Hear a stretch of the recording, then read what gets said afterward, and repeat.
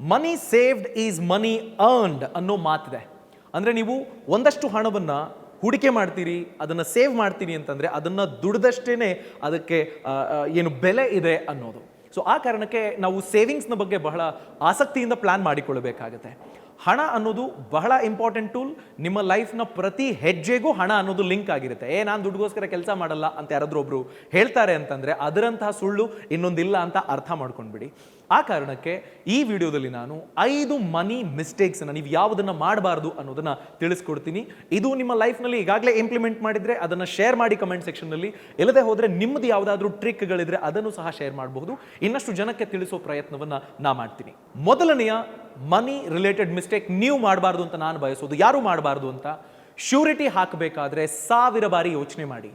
ನಿಮ್ಮ ಅಣ್ಣ ತಮ್ಮನೇ ಆಗಿರಲಿ, ನಿಮ್ಮ ಕುಟುಂಬಸ್ಥರೇ ಆಗಿರಲಿ, ನೀವು ಇನ್ಯಾರದ್ದೋ ಸಾಲಕ್ಕೆ ಹೊಣೆಯನ್ನು ಹೊತ್ಕೊಳ್ತಿದ್ದೀನಿ ಅಂತಂದರೆ ಒಂದು ವೇಳೆ ಆ ವ್ಯಕ್ತಿ ತೀರ್ಸೋಕ್ಕಾಗಿಲ್ಲ ಅಂತಂದ್ರೂ ನೀವು ತೀರಿಸ್ತೀರಿ. ಆ ರೀತಿ ತೀರಿಸೋದ್ರಿಂದ ನಿಮ್ಮ ಲೈಫಿಗೆ ಯಾವುದೇ ಸಮಸ್ಯೆ ಆಗೋದಿಲ್ವಾ ಅನ್ನೋದನ್ನು ಕ್ರಾಸ್ ಚೆಕ್ ಮಾಡಿಕೊಂಡೇ ಮುಂದುವರಿರಿ. ಅವರು 1 ಲಕ್ಷ ರೂಪಾಯಿ ಸಾಲ ತಗೊಳ್ತಿದ್ದಾರೆ ಅಂತಂದರೆ ನೀವು 1 ಲಕ್ಷ ರೂಪಾಯಿ ಸಾಲ ಮಾಡ್ತಿದ್ದೀರಿ ಅಂತ ಭಾವಿಸಿನೇ ಆ ಜವಾಬ್ದಾರಿಯನ್ನು ಹೊತ್ಕೊಳ್ಳೋದಕ್ಕೆ ರೆಡಿ ಇದ್ರೇನೆ ನೀವು ಶ್ಯೂರಿಟಿ ಹಾಕಿ. ಎಷ್ಟೋ ಬಾರಿ ನಿಮಗೆ ಸಿಚುವೇಶನ್ ಹೇಗಾಗ್ಬಿಡುತ್ತೆ ಗೊತ್ತಾ? ಫ್ರೆಂಡ್ ಫೋನ್ ಮಾಡ್ತಾನೆ, ಜೀವ ಹೋಗೋ ಸನ್ನಿವೇಶ, ನೀನು ಹೆಲ್ಪ್ ಮಾಡಿಲ್ಲ ಅಂತಂದರೆ ನನಗಿನ್ಯಾರೂ ಗತಿ ಇಲ್ಲ ಅನ್ನೋ ರೀತಿಯಲ್ಲೇ ಮಾತಾಡ್ತಾರೆ. ಎಮರ್ಜೆನ್ಸಿ ಸಿಚುವೇಶನನ್ನು ಎಲ್ಲರೂ ಒಂದೇ ಥರ ಫೇಸ್ ಮಾಡೋದಿಲ್ಲ. ಆ ಕಾರಣಕ್ಕಾಗಿ ಕೆಲವರಂತೂ ಡೆಫಿನೆಟ್ಲಿ ಸಣ್ಣ ಸಮಸ್ಯೆಯನ್ನು ತುಂಬ ದೊಡ್ಡದು ಅನ್ನೋ ರೀತಿಯಲ್ಲಿ ನಿಮ್ಮ ಬಳಿ ಬಿಂಬಿಸ್ಬಿಡ್ತಾರೆ. ಎಮೋಷ್ನಲಿ ನಿಮ್ಮ ಜೊತೆ ಮಾತಾಡ್ತಾರೆ. ನೀನು ಕೊಟ್ಟಿಲ್ಲ ಅಂತಂದರೆ ನನಗೆ ಈ ಸಂದರ್ಭದಲ್ಲಿ ಯಾರೂ ಕೈ ಹಿಡಿಯೋದಿಲ್ಲ ಅಂತ ಹೆಲ್ಪ್ಲೆಸ್ ಆಗಿ ಮಾತಾಡುವಂಥದ್ದಿರುತ್ತೆ. ಅದಕ್ಕೆ ನೀವು ಕರಗಿ ಏನಾದರೂ ಹಣವನ್ನು ಕೊಟ್ಟಿದ್ದೇ ಆದರೆ ವಾಪಸ್ ಕೇಳೋಕ್ಕೂ ಆಗದಂತಹ, ಅದನ್ನು ನೀವೇ ಹೊತ್ಕೊಳ್ಳೋದಕ್ಕೂ ಆಗದಂಥ, ಅಥವಾ ನೀವೇನು ಹಣವನ್ನು ಕೊಟ್ಬಿಟ್ಟಿರ್ತೀರಿ ಅದು ವಾಪಸ್ ಬರದೇ ಇದ್ದಾಗ ನೀವು ಫೇಸ್ ಮಾಡುವಂಥ ಚಾಲೆಂಜಸ್ಗೆ ಯಾರನ್ನೂ ಕೇಳೋಕ್ಕಾಗದಂಥ ಸಂದಿಗ್ಧ ಸ್ಥಿತಿಯಲ್ಲಿ ಸಿಕ್ಕಾಕೊಂಡ್ಬಿಡ್ತೀರಿ. ಆ ಕಾರಣಕ್ಕೆ ನಿಮಗೆ ಯಾವ ಹಣ ಬೇಡ ಅದನ್ನು ಮಾತ್ರ ಸಾಲವಾಗಿ ಕೊಡಿ. ಇದು ರೂಡ್ ಅಂತ ಅನಿಸಬಹುದು.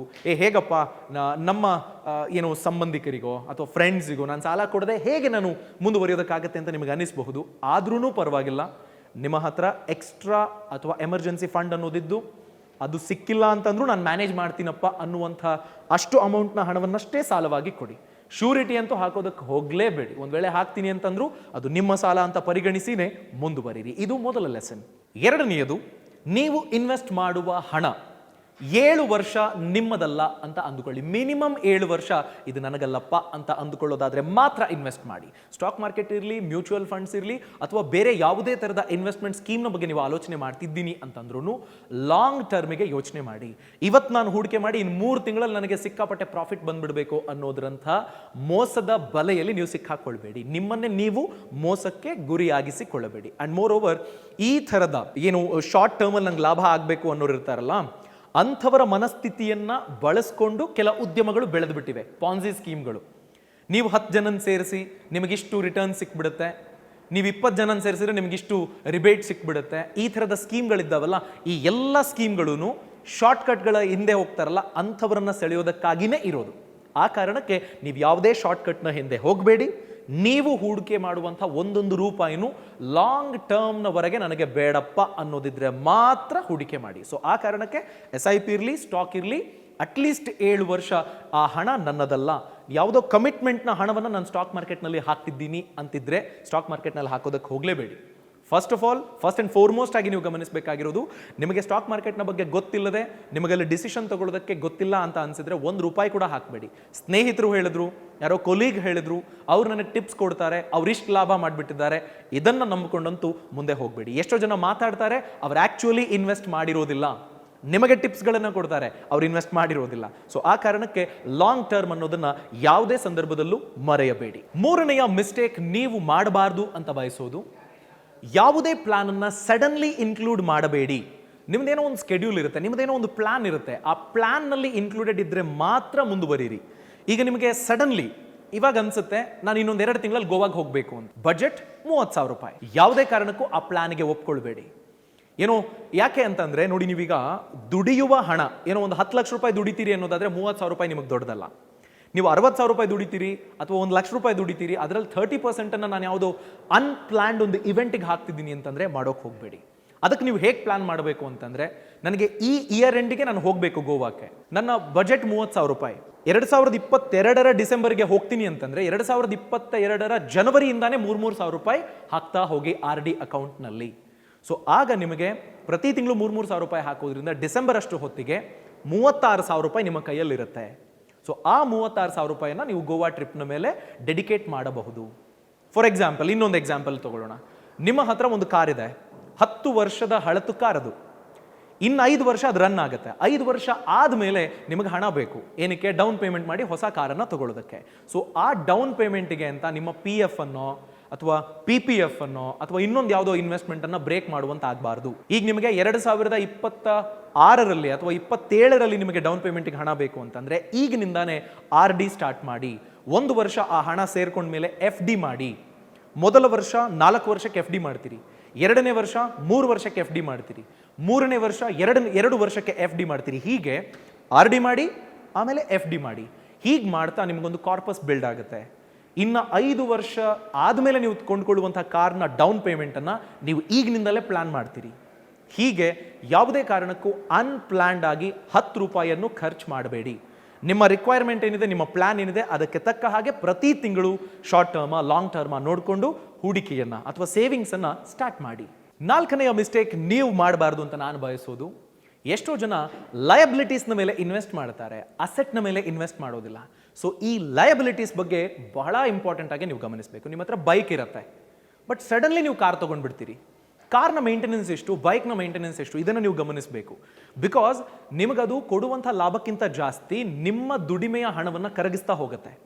ಬೈಕ್ ಮೇ ಬಿ 100-150 ರೂಪಾಯಿನಲ್ಲಿ ಎವ್ರಿ ಡೇ ನೀವು ಮ್ಯಾನೇಜ್ ಮಾಡಬಹುದು. ಅದೇ ಕಾರ್ ಇನ್ಶೂರೆನ್ಸು ಮತ್ತು ಬೇರೆ ಬೇರೆ ಥರದ ವಿಚಾರಗಳೇನಿದ್ದಾವೆ, ಅದಕ್ಕೆ ನೀವು ಮೇಂಟೆನೆನ್ಸ್ ಇರಬಹುದು ಅಥವಾ ಬೇರೆ ಏನೇನೆಲ್ಲ ಅದಕ್ಕೆ ಅಂತ ಇನ್ವೆಸ್ಟ್ಮೆಂಟ್ ಮಾಡ್ಕೊಂಡು ಹೋಗ್ತೀರಿ, ಸಾಲ ತಗೊಳ್ತೀರಿ, ಇದೆಲ್ಲವನ್ನು ನೀವು ಗಮನಿಸಿದಾಗ, ನೀವು ಸ್ಪೆಂಡ್ ಮಾಡುವಂಥ ಹಣವನ್ನು ಗಮನಿಸಿದಾಗ ಪ್ರತಿ ದಿನಕ್ಕೆ ಮಿನಿಮಮ್ 500 ರೂಪಾಯಿಗಿಂತ ಜಾಸ್ತಿ ವ್ಯಾಲ್ಯೂ. ಯಾಕೆಂತಂದರೆ ಡಿಪ್ರಿಸಿಯೇಷನ್ ಅನ್ನೋದಿದೆಯಲ್ಲ, ನೀವು ಕಾರ್ನ ತಗೊಳ್ತೀರಿ, ಕಾರ್ನ ತಗೊಳ್ಳೋಕ್ಕೆ 8 ಲಕ್ಷ ಕೊಟ್ಟಿರ್ತೀರಿ ಅಂದ್ಕೊಳ್ಳಿ, ಕಾರ್ ತಗೊಂಡು ಶೋರೂಮಿಂದ ಆಚೆ ಬರ್ತೀರಲ್ವ, ಅಷ್ಟು ಹೊತ್ತಿಗೆ ನಿಮಗೆ ಅದರ ವ್ಯಾಲ್ಯೂ ಕಡಿಮೆ ಆಗಿರುತ್ತೆ.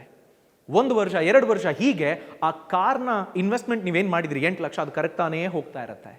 ಸೊ ಅದರರ್ಥ ನೀವು ಪ್ರತಿ ದಿನಕ್ಕೆ ಅದನ್ನು ಡಿವೈಡ್ ಮಾಡ್ಕೊಳ್ತಾ ಹೋದರೆ, ಒಂದು ಕಾರ್ಗೆ ನೀವು ಇನ್ವೆಸ್ಟ್ ಮಾಡಿದ್ದೀನಿ ಅಂತಂದರೆ 500 ರೂಪಾಯಿ ಮಿನಿಮಮ್ ಪ್ರತಿದಿನ ಖರ್ಚಾಗ್ತಾ ಇರುತ್ತೆ. ಸೊ ಇದು ಲಯಬಿಲಿಟಿ. ಅದನ್ನೇ ನೀವು ಅಸೆಟ್ ಆಗಿ ಹೇಗೆ ಕನ್ವರ್ಟ್ ಮಾಡ್ಕೊಳ್ಬಹುದು? ನೀವು ಕಾರ್ ಮೇಲೆ ಇನ್ವೆಸ್ಟ್ ಮಾಡಿದ್ದೀರಿ, ಅದನ್ನು 5 ದಿನ ಯಾವುದೋ ಒಂದು ಕಂಪನಿಗೆ ಅಟ್ಯಾಚ್ ಮಾಡ್ತೀರಿ, ವೀಕೆಂಡಲ್ಲಿ ಒಂದು 2 ದಿನ ನೀವು ನಿಮ್ಮ ಪರ್ಸನಲ್ ಯೂಸಿಗೆ ಬಳಸ್ಕೊಳ್ತೀರಿ.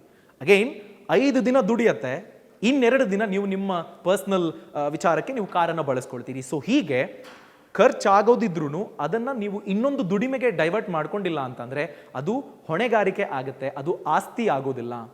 ಹೊಣೆಗಾರಿಕೆ ಅನ್ನೋದಕ್ಕಿಂತ ಹೆಚ್ಚಾಗಿ ನಿಮಗದು ಒಂದು ರೆಸ್ಪಾನ್ಸಿಬಿಲಿಟಿಯಾಗಿ ನಿಮ್ಮ ಹಣವನ್ನು ಕರಗಿಸ್ತಾ ಇದೆ ಅಂತಂದರೆ ಅದರಿಂದ ಸ್ವಲ್ಪ ನೀವು ದೂರ ಸರಿಬೇಕಾಗುತ್ತೆ, ಸ್ಮಾರ್ಟಾಗಿ ಯೋಚನೆ ಮಾಡಬೇಕಾಗುತ್ತೆ. ಅದೇ ನೀವು ಯಾವುದೋ ಒಂದು ಕೋರ್ಸ್ನ ಮೇಲೆ ಇನ್ವೆಸ್ಟ್ ಮಾಡ್ಬೋದು, ನಾಲೆಡ್ಜ್ನ ಮೇಲೆ ಇನ್ವೆಸ್ಟ್ ಮಾಡಬಹುದು, ಯಾವುದೋ ಸ್ಕಿಲ್ಲನ್ನು ಅಪ್ಗ್ರೇಡ್ ಮಾಡ್ಕೊಳ್ಬಹುದು, ಒಂದು ಸಣ್ಣ ಬಿಸ್ನೆಸ್ನ ಮೇಲೆ ಯಾರೋ ಫ್ರೆಂಡ್ನ ಜೊತೆಗೆ ನೀವು ಪಾರ್ಟ್ನರ್ ಆಗಿ ಒಂದಷ್ಟು ಎಕ್ಸ್ಪೆರಿಮೆಂಟ್ಗಳಿಗೆ ನೀವು ಮುಂದೆ ಆಗಬಹುದು. ಹೀಗೆ ಅನೇಕ ವಿಚಾರಗಳಿದ್ದಾವೆ ಅಸೆಟ್ಟನ್ನು ಕ್ರಿಯೇಟ್ ಮಾಡ್ಕೊಳ್ಳೋದಕ್ಕೆ. ಸೊ ನಿಮ್ಮ ಇನ್ವೆಸ್ಟ್ಮೆಂಟು ಅಸೆಟ್ನ ಮೇಲೆ ಆಗಬೇಕು, ಅದರಿಂದ ನಿಮಗೇನೋ ಲಾಭ ಬರಬೇಕು. If not short term, long ಟರ್ಮಲ್ಲಾದರೂ ನಿಮ್ಗೆ ಅಸೆಟ್ ಲಾಭವನ್ನು ತಂದುಕೊಡೋ ಥರ ಇರಬೇಕು.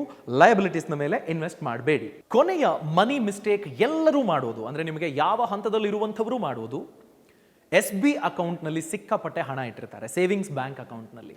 ನಿಮಗೆ ದೊಡ್ಡ ಮೇ ಬಿ ಭಾರತದ ದಿ ಬೆಸ್ಟ್ ಪ್ರೈವೇಟ್ ಬ್ಯಾಂಕ್ ಅಂತ ನೋಡಿದ್ರು 2% ಗ್ರೋತ್ ಆಗುತ್ತೆ ಅಷ್ಟೇ.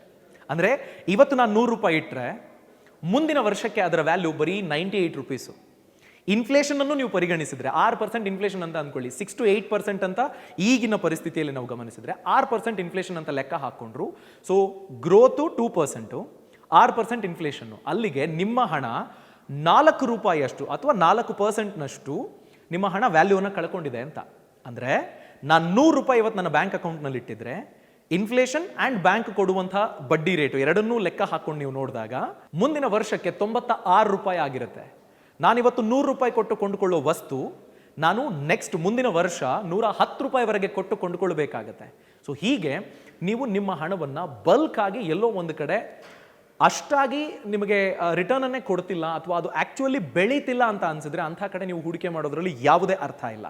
ಸೊ ನೀವು ಹೂಡಿಕೆ ಮಾಡೋದ್ರ ಮುಂಚೆ 10 ಬಾರಿ ಯೋಚನೆ ಮಾಡಬೇಕು, ನಿಮ್ಮ ಹಣ ಎಲ್ಲೆಲ್ಲಿ ಯಾವ ಪೇಸ್ನಲ್ಲಿ ಬೆಳೀತಾ ಇದೆ. ಅದನ್ನು ನಾನು ಎಲ್ಲಿ ಡೈವರ್ಟ್ ಮಾಡಿದ್ರೆ ಇನ್ನೂ ಬೆಟರ್ ಆಗುತ್ತೆ. FD ಮಾಡಬಹುದು, ಎಷ್ಟೋ ಬೇರೆ ಲಿಕ್ವಿಡ್ ಫಂಡ್ಗಳಲ್ಲಿ ನೀವು ಹಣವನ್ನು ಹೂಡಿಕೆ ಮಾಡಬಹುದು. ಬ್ಯಾಂಕ್ ಅಕೌಂಟ್ನಲ್ಲಿ ಇಡೋದಕ್ಕಿಂತ ಇರುವಂತಹ ಬೆಟರ್ ಆಪ್ಷನ್ಸ್ ಅದು. ಅದನ್ನು ಕಲಿಯೋದಕ್ಕಂತ ನಿಮ್ಮ ಒಂದು ತಿಂಗಳ ಇನ್ವೆಸ್ಟ್ಮೆಂಟನ್ನು ನೀವು ಕಟ್ ಶಾರ್ಟ್ ಮಾಡಿ ಒಂದು 20% 30% ನಿಮ್ಮ ಇನ್ವೆಸ್ಟ್ಮೆಂಟ್ನ ಹಣವನ್ನು 1 ವರ್ಷದವರೆಗೆ ನೀವು ನಾಲೆಡ್ಜ್ಗೆ ಇನ್ವೆಸ್ಟ್ಮೆಂಟ್ ಮಾಡಿದ್ರೂ ಪರವಾಗಿಲ್ಲ. ಫಾರ್ಮಲ್ಲಿ ನೀವು ಏನು ಕಲಿಬೇಕೋ ಕಲ್ತು ಬಿಡಿ, ಅದಾದ ಮೇಲೆ ಇನ್ವೆಸ್ಟ್ಮೆಂಟ್ ಜರ್ನಿಯನ್ನು ಆರಂಭ ಮಾಡಿ, ತೊಂದರೆ ಇಲ್ಲ. ಇದು ತುಂಬ ದೊಡ್ಡ ಮಿಸ್ಟೇಕು. ಜನ ನಾಲೆಡ್ಜ್ನ ಮೇಲೆ ಇನ್ವೆಸ್ಟ್ ಮಾಡೋದಿಲ್ಲ. ನಾಲೆಡ್ಜ್ನ ಮೇಲೆ ಇನ್ವೆಸ್ಟ್ಮೆಂಟ್ ಮಾಡಿ ಅದನ್ನು ಬಳಸ್ಕೊಂಡು ನೀವು ಬೆಟರ್ ಆಗಿ ಡಿಸಿಷನನ್ನು ತಗೊಳ್ಳಿ. ನಿಮ್ಮ ಹಣವನ್ನು ದುಡಿಯೋದಕ್ಕೆ ಎಷ್ಟು ಕಷ್ಟಪಟ್ಟಿರ್ತೀರಿ, ಅದು ನಿಮಗಾಗಿ ದುಡಿಯೋದಕ್ಕೆ ಬೇಕಾದ ದಾರಿಯನ್ನು ಆಯ್ಕೆ ಮಾಡ್ಕೊಳ್ಳೋದಕ್ಕೆ ನನಗೆ ಫ್ರೀ ಆಗಿ ನಾನು ಏನೋ ಮಾಡಿಬಿಡ್ತೀನಿ ಅಥವಾ ನನಗೇನು ಅನ್ಸುತ್ತೆ ಅದನ್ನೇ ನಾನು ಮುಂದುವರಿತೀನಿ ಅನ್ನೋದರಿಂದ ಅರ್ಥ ಇಲ್ಲ. ಸೊ ಆ ಹುಂಬತನದಿಂದ ಆಚೆ ಬಂದು ಪ್ರಾಪರ್ ಆಗಿ ಎಲ್ಲಿಂದ ಕಲಿಬೇಕು, ಯಾರು ಮಾಸ್ಟರ್ಸ್ ಇದ್ದಾರೆ ಅವರಿಂದ ಕಲೀರಿ, ನಾಲೆಡ್ಜ್ನ ಮೇಲೆ ಇನ್ವೆಸ್ಟ್ ಮಾಡಿ, ಆ ನಾಲೆಡ್ಜ್ನ ಅಗೈನ್ ಅಸೆಟ್ ಆಗಿ ಕನ್ವರ್ಟ್ ಮಾಡ್ಕೊಳ್ಳೋದಕ್ಕೆ ಬೇಕಾದ ಹಾದಿಯಲ್ಲಿ ಹಣವನ್ನು ತೊಡಗಿಸಿಕೊಳ್ಳೋದಕ್ಕೆ ಒಂದು ರೀತಿ ಎಕ್ಸ್ಟ್ರಾ ಅರ್ನಿಂಗ್ ಸ್ಟ್ರೀಮ್ಗಳನ್ನು ನೀವು ಹುಡುಕೊಳ್ಳಿ. ಒಂದು ಬಿಸ್ನೆಸ್ ಸ್ಟಾರ್ಟ್ ಮಾಡಬಹುದು ಅಥವಾ ಒಂದು ಸಬ್ಸಿಡರಿ ಇನ್ಕಮ್ ಸೋರ್ಸನ್ನು ಹುಡುಕೊಳ್ಬಹುದು, ಫ್ರೀಲಾನ್ಸ್ ಮಾಡಬಹುದು. ಹೀಗೆ ಬೇರೆ ಬೇರೆ ಆಯ್ಕೆಗಳಿರ್ತವಲ್ಲ. ಒಂದೇ ಸೋರ್ಸ್ ಆಫ್ ಇನ್ಕಮನ್ನು ಬಿಟ್ಟು ಬರೀ 10 ರೂಪಾಯಿ ದುಡಿದ್ರೂ ಪರವಾಗಿಲ್ಲ, ಇನ್ನೊಂದು ಸೋರ್ಸ್ ಆಫ್ ಇನ್ಕಮ್ನ ಹುಡುಕುವತ್ತ ನೀವು ಯಾವಾಗಲೂ ಜಾಗೃತರಾಗಿರಬೇಕಾಗುತ್ತೆ. ಈ ಎಲ್ಲ ಅಂಶಗಳನ್ನು ನೀವು ಪಾಲಿಸಿದ್ದೆ ಆದರೆ ನಿಮ್ಮ ಹಣವನ್ನು ನೀವು ಬೆಟರ್ ಆಗಿ ಮ್ಯಾನೇಜ್ ಮಾಡೋದಕ್ಕೆ ಸಾಧ್ಯ. ನಿಮ್ಮ ಕೊಲೀಗ್ಸನ್ನು ಅಥವಾ ನಿಮ್ಮ ಫ್ಯಾಮಿಲಿ ಮೆಂಬರ್ಸನ್ನು ಕಂಪೇರ್ ಮಾಡಿಕೊಂಡಾಗ ನೀವು ಇನ್ನೂ ಬೆಟರ್ ಶೇಪ್ನಲ್ಲಿ ನಿಮ್ಮ ಇನ್ವೆಸ್ಟ್ಮೆಂಟ್ ಅಥವಾ ಸೇವಿಂಗ್ಸ್ ಅನ್ನೋದು ಇರುತ್ತೆ. ಲಾಂಗ್ ಟರ್ಮ್ನಲ್ಲಿ ನೀವು ಸಕ್ಸಸ್ಫುಲ್ ಆಗೋದಕ್ಕೆ ಇದು ಇನ್ನಷ್ಟು ಕಾನ್ಫಿಡೆನ್ಸ್ ಕೊಡುತ್ತೆ, ಇನ್ನಷ್ಟು ಬೆಟರ್ ಆಗಿ ನೀವು ನಿಮ್ಮ ಫ್ಯೂಚರನ್ನು ಪ್ಲಾನ್ ಮಾಡ್ಕೊಳ್ಬಹುದು. ಈ ರೀತಿ ಪ್ಲಾನ್ ಮಾಡ್ಕೊಳ್ಳೋದಾದರೆ, ನಾನು ಗೆದ್ದವರಿಂದ ಕಲಿತೀನಿ ಅನ್ನೋದಾದರೆ, ಕೃಷಿ, ಸಣ್ಣ ಬಿಸ್ನೆಸ್ ಹಾಗೆಯೇ ಪರ್ಸನಲ್ ಫಿನಾನ್ಸ್ನ ಕುರಿತ 700 ಕೋರ್ಸ್ಗಳು 6 ಭಾಷೆಯಲ್ಲಿ ಇಂಡಿಯನ್ ಮನಿಯ ಫ್ರೀಡಮ್ ಆ್ಯಪ್ನಲ್ಲಿ ಲಭ್ಯ. ಈ ಕೂಡಲೇ ಪ್ಲೇಸ್ಟೋರ್ ಅಥವಾ ಆ್ಯಪ್ ಸ್ಟೋರ್ನಿಂದ ಅಪ್ಲಿಕೇಶನನ್ನು ಡೌನ್ಲೋಡ್ ಮಾಡ್ಕೊಳ್ಳಿ. ನೀವು ಸಹ ಗೆದ್ದವರಿಂದ ಕಲಿತು ಗೆಲುವಿನ ಕಡೆಗೆ ಸಾಗಿ. ಈ ಮಾಹಿತಿ ನಿಮಗೆ ಇಷ್ಟ ಆಗಿದ್ರೆ ದಯಮಾಡಿ ಲೈಕ್ ಮಾಡಿ. ಇಲ್ಲಿವರೆಗೂ ನಮ್ಮ ಚಾನಲ್ಗೆ ಸಬ್ಸ್ಕ್ರೈಬ್ ಆಗಿಲ್ಲ ಅಂದರೆ ಸಬ್ಸ್ಕ್ರೈಬ್ ಆಗಿ ಬೆಲ್ ಐಕಾನ್ ತಪ್ಪದೆ ಕ್ಲಿಕ್ ಮಾಡಿ. All the very best.